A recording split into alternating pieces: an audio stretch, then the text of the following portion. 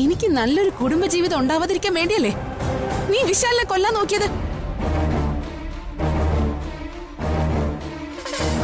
നീ സെൽഫിഷ് ആടാ, വെറും സെൽഫിഷ്.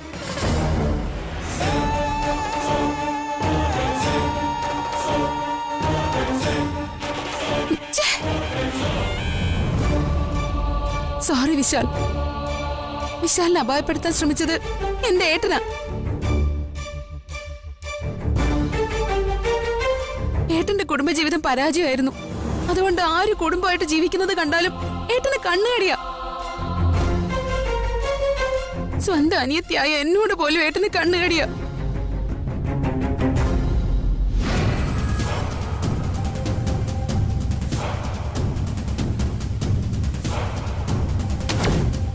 സ്വാർത്ഥനാടാ നീ, വെറും സ്വാർത്ഥൻ.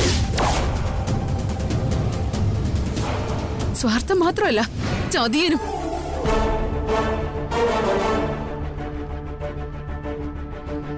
എന്തിനാണ് നീ എന്റെ വിശാലിനെ കൊല്ലാൻ നോക്കിയത്? ഞാൻ നിന്നോട് നേരത്തെ പറഞ്ഞില്ലേ പ്ലാൻ ആയി പറ്റിയില്ലെങ്കിൽ പ്ലാൻ ബി എന്ന്. ഇതാണ് പ്ലാൻ ബി. സ്വാർത്ഥനാ നീ. നീ എന്റെ ഏട്ടനല്ല. ഇങ്ങനൊരു ഏട്ടനെ എനിക്ക് വേണ്ട. ശരിയാടി, ഞാൻ സ്വാർത്ഥം തന്നെയാ. എനിക്ക് കിട്ടാത്ത സുഖവും സന്തോഷമൊന്നും നീയും അനുഭവിക്കണ്ടടി. വിശാലിനെ വിവാഹം ചെയ്താലും ഒരുമിച്ച് ജീവിക്കാൻ ഞാൻ സമ്മതിക്കത്തില്ലടി. ജയിൽ ചാടി വന്നിട്ടാണെങ്കിലും വിശാലിനെ ഞാൻ കൊല്ലൂടി.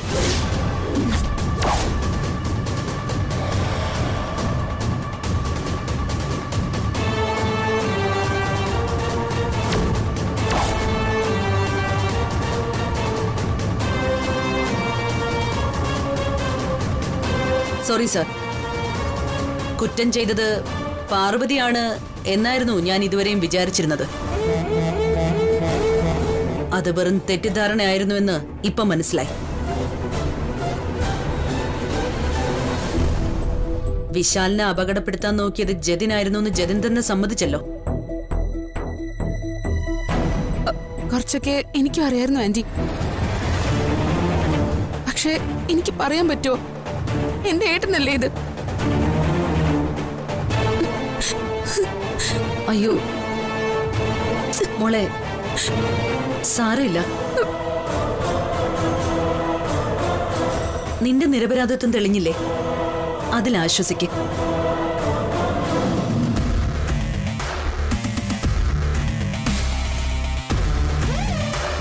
പാർവതി, എനിക്ക് നിന്നോടൊരു അസൂയ ഉണ്ടായിരുന്നു. നിന്നെ സ്നേഹിക്കുന്ന പോലെ വിശാൽ എന്നെ സ്നേഹിക്കണമെന്ന് ഞാൻ ആഗ്രഹിച്ചിരുന്നു. പക്ഷെ അതുണ്ടായില്ല. അതിന് കാരണക്കാരൻ എന്റെ ഏട്ടനാ. ഏട്ടൻ പറഞ്ഞിട്ടാ ഞാൻ നിന്നോട് ശത്രുത കാണിച്ചത്.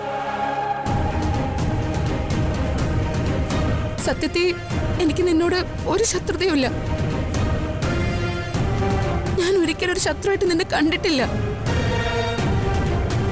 മതി, എല്ലാ സത്യവും എല്ലാവർക്കും മനസ്സിലായല്ലോ.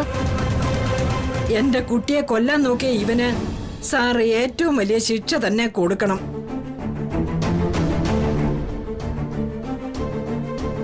വിലങ്ങൂ സർ.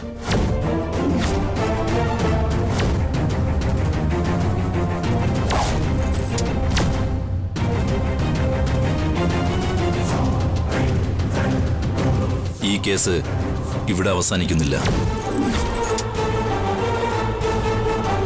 ഇതിന്റെ പിന്നിൽ കഥകൾ ഇനിയും ബാക്കിയുണ്ട്. അതുകൊണ്ട് ഞാൻ ഇനിയും വരും. നടക്കടാ.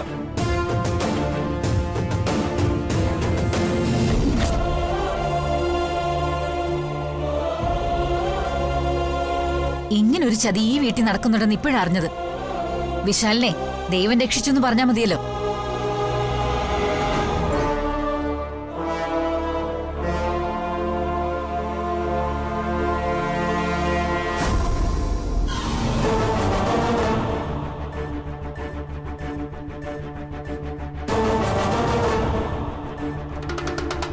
ദേ,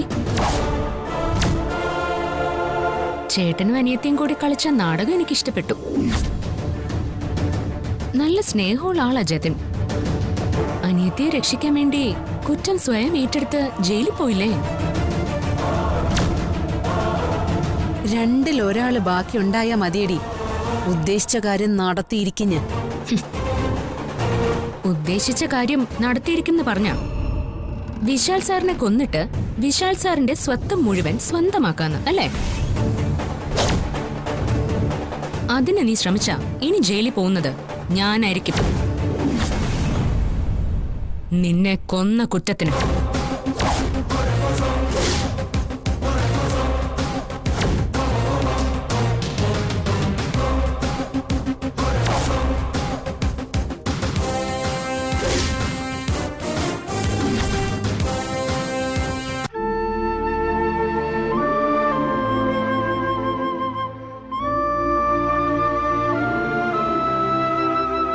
മോനെ ഗോപി, താഴെ വലിയ ബഹളം നടക്കുക. വിശാൽ മോനെ കൊല്ലാൻ പൂക്കളിൽ വിഷം തളിച്ചതേ ജാസ്മിൻ ആണെന്നായിരുന്നു ഇത്രയും നാളും എല്ലാവരും വിശ്വസിച്ചിരുന്നത്. പക്ഷെ അങ്ങനെയല്ല. ജാസ്മിന്റെ സഹോദരനില്ലേ ജതിനാണ് ചെയ്തിരിക്കുന്നത്. അവൻ കുറ്റം സമ്മതിക്കുകയും ചെയ്തു. ആ CA അരവിന്ദൻ ഇപ്പൊ അവനെ അറസ്റ്റ് ചെയ്തോണ്ട് പോകും. ജാസ്മിൻ വന്ന് വിശാലിനോടും പാർവതിയോടും അവന് വേണ്ടി മാപ്പ് ചോദിച്ചു. കാര്യങ്ങളെല്ലാം കലങ്ങി തെളിഞ്ഞെന്ന് തോന്നുന്നു. എന്റെ പരമേശ്വര, നീയേ തുണ. എന്തായി മോളെ, ജതിനെ അറസ്റ്റ് ചെയ്തോണ്ട് പോയോ? കൊണ്ടുപോയി അച്ഛമ്മേ. ജാസ്മിനോ? ആ, അവള് താഴെ നിപ്പുണ്ട്. എന്താണ് അവളുടെ അടുത്ത നീക്കോന്ന് കണ്ടു തന്നെ അറിയാം. നമ്മൾ കഥയറിയാതെയല്ലേ അവളെ സംശയിച്ചത്. 24 മണിക്കൂറും ജതിന്റെ കൂടെ ഉണ്ടായിരുന്നിട്ടും അവന്റെ ചതി മനസ്സിലാക്കാൻ അവൾക്ക് കഴിഞ്ഞില്ലല്ലോ എന്ന് ഓർക്കുമ്പോഴാ. അവന്റെ വിവാഹ ജീവിതം പരാജയപ്പെട്ടതുകൊണ്ടേ സഹോദരിക്കും കുടുംബജീവിതം ഉണ്ടായിക്കൂടാന്ന് കരുതിയാണത്രേ അവൻ ഈ ചതിക്ക് ഒരുങ്ങിയത്. അച്ഛമ്മ അത് വിശ്വസിച്ചോ? ഒരാള് കുറ്റം സമ്മതിച്ചാലേ വിശ്വസിക്കാതിരിക്കാൻ പറ്റില്ലല്ലോ. കള്ളമാണ് അച്ഛമ്മേ, ശുദ്ധ നുണ. ജാസ്മിൻ ഒരു നല്ല കുടുംബജീവിതം ഉണ്ടാവാതിരിക്കാനാണ് ജതിൻ ഇങ്ങനെ ചെയ്തതെങ്കിൽ പിന്നെങ്ങനെ വിവാഹ വേഷത്തിൽ ജാസ്മിൻ കതിർമണ്ഡപം വരെ എത്തി? അതും ജതിനോടൊപ്പം. താലി കെട്ടുന്നതിന് തൊട്ടു മുമ്പല്ലേ അത് മുടങ്ങിപ്പോയത്? അതെങ്ങനെ? അപ്പോ അവൻ പറഞ്ഞൊന്നും അല്ല സത്യം. അത് ശരിയാണല്ലോ. ഞാൻ അത്രയ്ക്കും ചിന്തിച്ചില്ല. എനിക്ക് ചിന്തിക്കാതിരിക്കാൻ കഴിയില്ലല്ലോ അച്ഛമ്മ. എന്റെ കഴുത്തിൽ മിന്നു കെട്ടിയ ആളിനെ സമ്മതിക്കുന്ന കാര്യമല്ലേ? ഇതവരുടെ അഭിനയം തന്നെയാ. അങ്ങനെയാണെങ്കിൽ ആ CA അരവിന്ദന് മനസ്സിലാവില്ലേ? പിന്നെന്തിനാ ആ ജതിനെ അറസ്റ്റ് ചെയ്തത്? അവസാന ഭാഗം അച്ഛമ്മ കണ്ടില്ലല്ലോ, അതുകൊണ്ടാ ഇങ്ങനെ ചോദിച്ചത്. അരവിന്ദൻ സാർ പോകുന്നതിന് മുമ്പ് പറഞ്ഞിട്ട് പോയത് എന്താണെന്നറിയോ? ജതിന്റെ അറസ്റ്റ് കൊണ്ട് ഈ കേസ് തീരുന്നില്ല, ഇനിയും അന്വേഷണം ഉണ്ടാകും, സാറിന് ഇനിയും ഇവിടെ വരേണ്ടി വരുമെന്ന് പറഞ്ഞിട്ടാ പോയത്. അതുകൊണ്ട് സമാധാനിക്കാൻ വരട്ടെ.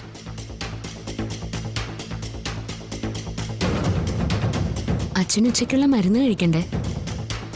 ഞാൻ എടുത്തുതരാം. മോളെ, മരുന്ന് ഞാൻ എടുത്തു കൊടുക്കാം. മോള് പോയി കഴിക്കാൻ എടുത്തു വയ്ക്കേ. ആ,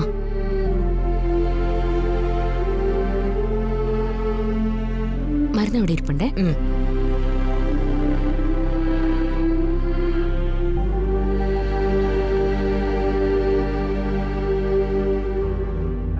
കൺഗ്രാറ്റുലേഷൻസ് പാർവതി. ഇവിടെ നടന്ന കാര്യങ്ങളെല്ലാം ഏട്ടൻ വിളിച്ച് പറഞ്ഞായിരുന്നു. ഏതായാലും സമ്മതിച്ചു തന്നിരിക്കുന്നു. അല്ല, ജാസ്മിൻ എവിടെ? ഔട്ട് ഹൗസിൽ കാണും. അരവിന്ദൻ സാർ പറഞ്ഞിട്ട് പോയതുപോലെ ഈ കേസ് ജതിന്റെ അറസ്റ്റ് കൊണ്ട് അവസാനിക്കുന്നില്ല വിപിനെ. തിരശ്ശീലയ്ക്ക് പിന്നിൽ അരങ്ങേറിയ നാടകം എന്താണെന്ന് ഇനിയും കണ്ടുപിടിക്കാനുണ്ട്. നാടകോ? എന്ത് നാടകം? പ്രതി കുറ്റം സമ്മതിച്ചാൽ പോലീസിന് കുറ്റവാളി അറസ്റ്റ് ചെയ്യാം. പക്ഷേ പ്രതിയെ കൊണ്ട് കുറ്റം സമ്മതിപ്പിച്ചതാണെങ്കിൽ അയാള് ഒരിക്കലും കുറ്റവാളിയാവില്ല. ഇവിടെ സംഭവിച്ചതും അത് തന്നെയാണ്. അപ്പോ ജതിനല്ല കുറ്റവാളി എന്നാണോ പാർവതി പറയുന്നത്?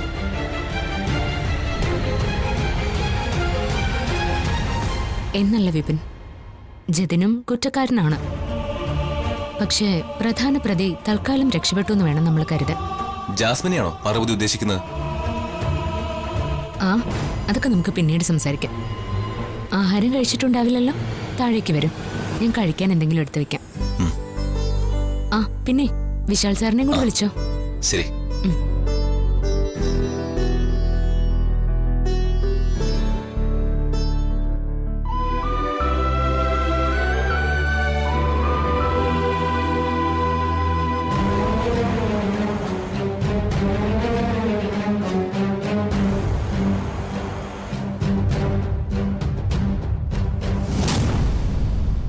പപ്പ പ്ലീസ്, ഞാൻ പറയുന്നത് പപ്പ ഒന്ന് മനസ്സിലാക്ക്. നീ എന്നെ കാര്യങ്ങൾ പറഞ്ഞ് മനസ്സിലാക്കേണ്ട ആവശ്യമില്ല. നിന്നെ പോലെയുള്ള ഒരുപാട് പേരെ ദിവസവും കാണുന്നതാ ഞാൻ. പപ്പ please try to understand me. ഞാൻ മനഃപൂർവ്വം ഏട്ടനെ കുറ്റക്കാരനാക്കിയതൊന്നുമല്ല. I don't want any explanation. നിന്നെ എനിക്ക് അറിയാവുന്നതുപോലെ ഈ ഭൂമിയിൽ മറ്റാർക്കും അറിയില്ല. പണ്ടേ ഞാൻ പറയുന്ന ഒന്നും നീ അനുസരിക്കുമായിരുന്നില്ല. എല്ലാം തന്നിഷ്ടത്തിന് നടക്കണം. ചെറുപ്പം മുതലേ നീ ചെയ്ത പല തെറ്റുകളും നീ ജിതിന്റെ തലയിൽ കെട്ടിവെക്കുമായിരുന്നു. പലതും അവൻ സ്വയം ഏറ്റെടുക്കുമായിരുന്നു നിന്നെ രക്ഷിക്കാൻ. അങ്ങനെയുള്ള അവനെ നീ ഇന്ന് നിന്റെ കാര്യസത്യത്തിന് വേണ്ടി ജയിലിലാക്കിയിരിക്കുന്നത്. ഞാൻ ഇവിടെയുള്ള ഏതെങ്കിലും വക്കീലിനെ കണ്ട് ഏട്ടനെ ജാമ്യത്തിൽ ഇറക്കിക്കോളാം. അതിന് നീ ബുദ്ധിമുട്ടണമെന്നില്ല. അഡ്വക്കേറ്റ് സുരേഷ് കുമാർ ഉണ്ടാവും അവന്റെ കാര്യങ്ങൾ നോക്കാൻ. പപ്പ അതിനുവേണ്ടി ദുബായിന്ന് വരേണ്ട കാര്യമൊന്നുമില്ല. അതിന് ഞാനിപ്പോ ദുബായിലൊന്നും അല്ല. ഞാൻ ഇന്ന് ലാൻഡ് ചെയ്തേ ഉള്ളൂ. ആദ്യം വരുന്ന സന്തോഷ വാർത്ത മകൻ കൊലപാതക ശ്രമത്തിന് അറസ്റ്റിലായെന്നാണ്. വിളിച്ചു പറഞ്ഞതോ മകളും. പപ്പ ബിലീവ് മീ, ഏട്ടൻ എല്ലാ കാര്യങ്ങളിലും. നോ, കുടിക്കുന്ന വെള്ളത്തിൽ പോലും നിന്നെ വിശ്വസിക്കാൻ പറ്റില്ല. ഇനി നീയായി നിന്റെ പാടായി. അങ്ങോട്ടുള്ള ഒരു കാര്യത്തിലും എന്റെയോ ജതിന്റെയോ സപ്പോർട്ട് നീ പ്രതീക്ഷിക്കേണ്ടതില്ല. I hate you my daughter. പപ്പ പ്ലീസ്. Good by.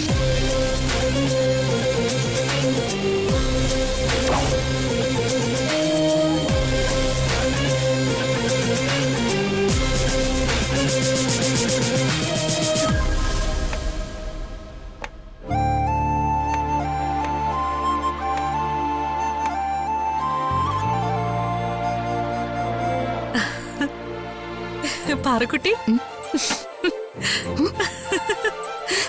എന്താ മോളെ?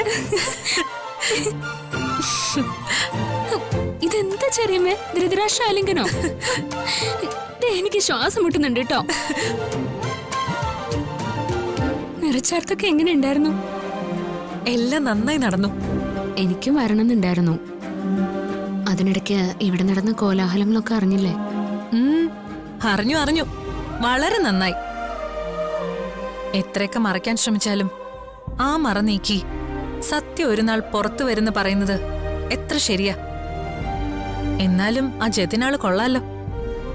വിശാലിനോട് അവൻ ഇത്ര ശത്രുത തോന്നാൻ എന്താ കാരണം? ഒന്നുമില്ലെങ്കിലും അവന്റെ പെങ്ങളെ കെട്ടാൻ പോകുന്നവനല്ലേ വിശാല്. ചെറിയമ്മേ, നമ്മളെല്ലാവരും കഥ അറിയാതെ ആട്ടം കാണുന്ന വിഡ്ഢികളാ.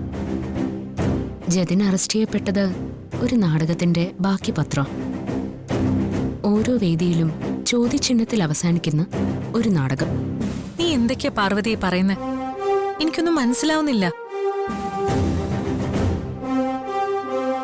നമ്മുടെ മുമ്പിൽ സ്വയം കഥ എഴുതി അഭിനയിച്ച് തകർക്കുന്ന ചില കഥാപാത്രങ്ങളെക്കുറിച്ച് പറഞ്ഞതാ. ശരിക്കും കഥ എഴുതിയവർ തിരശ്ശീലയ്ക്ക് പിന്നിൽ മറിഞ്ഞിരുന്ന് ആശ്വസിക്കുന്നുണ്ട്. ജതിനും ജാസ്മിനും ആ കഥാപാത്രങ്ങൾ. യഥാർത്ഥ കഥാകൃത്തിനെ കണ്ടെത്തിയാലേ എന്തായിരുന്നു ഈ നാടകത്തിന്റെ പ്രധാന ലക്ഷ്യമെന്ന് അറിയാൻ കഴിയൂ. പ്രഭാവതിയാണോ നീ ഉദ്ദേശിക്കുന്നത്? അങ്ങനെ ഉറപ്പിച്ചു പറയാൻ കഴിയില്ല ചെറിയമ്മ.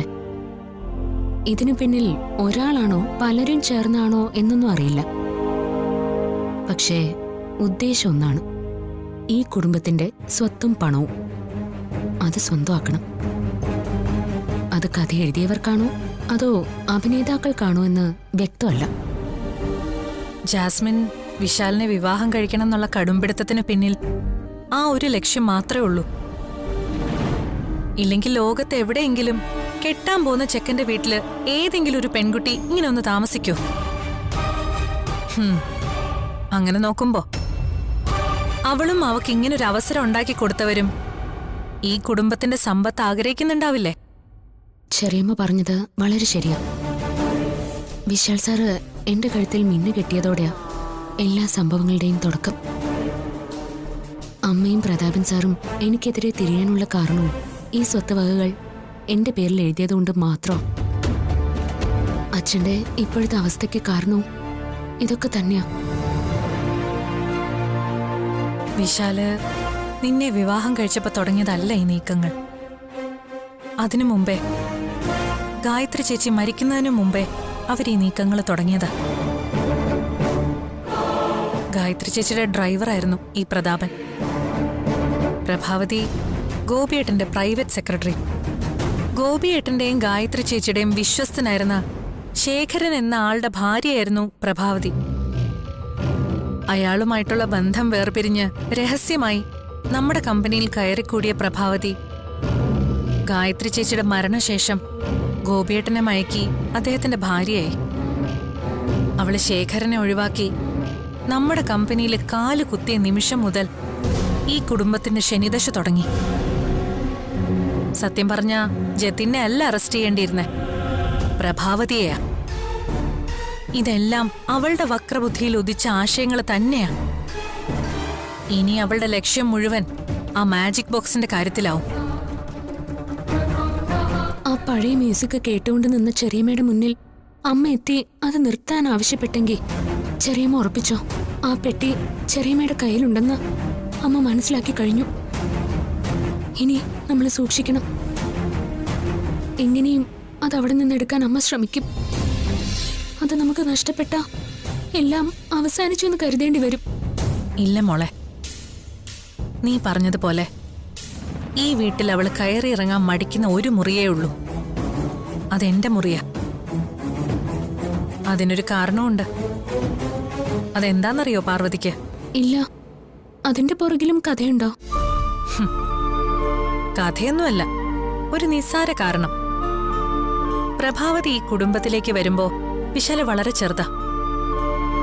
അവന്റെ കാര്യങ്ങളെല്ലാം ഗായത്രി ചേച്ചി പറഞ്ഞതിന്റെ അടിസ്ഥാനത്തിൽ ഞാനാ അവനെ നോക്കിക്കൊണ്ടിരുന്നേ. അവന്റെ സ്നേഹം പിടിച്ചുപറ്റാൻ എന്റെ മുറിയിലേക്ക് പ്രഭാവതി പലപ്പോഴും വരുമായിരുന്നു. അതൊന്നും വിശാലിന് ഇഷ്ടമല്ലായിരുന്നു. എന്റെ മുറിയിൽ അവനെ കാണാൻ വരരുതെന്ന് അവൻ അവളെ കൊണ്ട് സത്യം ചെയ്യിപ്പിച്ചു. അന്നു മുതല് അവരെന്റെ മുറിയിൽ കയറാറില്ല. പിന്നീട് വിശാലിനെ എങ്ങനെ അവളുടെ പക്ഷത്താക്കിയെന്നൊന്നും എനിക്കറിയില്ല. ഏതായാലും ചെറിയമ്മ ആ പെട്ടി നഷ്ടപ്പെടാതെ നോക്കണം. അതിനുള്ളിലുള്ള രഹസ്യം പുറത്താവുന്നതോടെ പലരുടെയും മൂടുപടം അഴിഞ്ഞു വീഴും. അതുവരെ കാത്തിരിക്കാം. ആ, വിശാൽ സാറിന് രാത്രി കഴിക്കാനുള്ള ആഹാരം തയ്യാറാക്കി മുറിയിൽ കൊണ്ടു കൊടുക്കണം. മിക്ക ദിവസവും രാത്രി ആഹാരം ഒന്നും കഴിക്കുന്നില്ല. ആ ശീലം ഇന്നു മുതൽ മാറ്റിയെടുക്കണം. ശരി, മോളുടെ ജോലി നടക്കട്ടെ.